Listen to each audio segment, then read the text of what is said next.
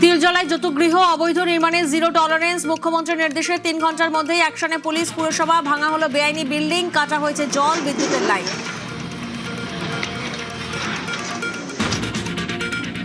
তিলজলায় বেআইনি চামড়ার কারখানায় আগুন, গ্রেফতার মালিক ও সুপারভাইজার। মঙ্গলবারের ঘটনায় মৃত 2, হাসপাতালে ভর্তি 3।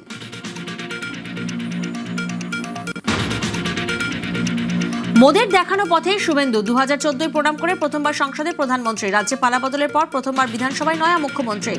গণতন্ত্রের মন্দিরে ঢোকার আগে প্রণাম।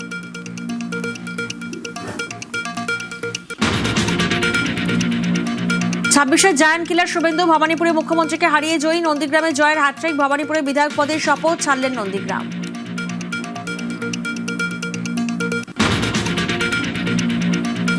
বিধায়ক পদ ছাড়লেও নন্দীগ্রামের পাশে শুভেন্দু অধিকারী সব প্রতিশ্রুতি পূরণের আশ্বাস।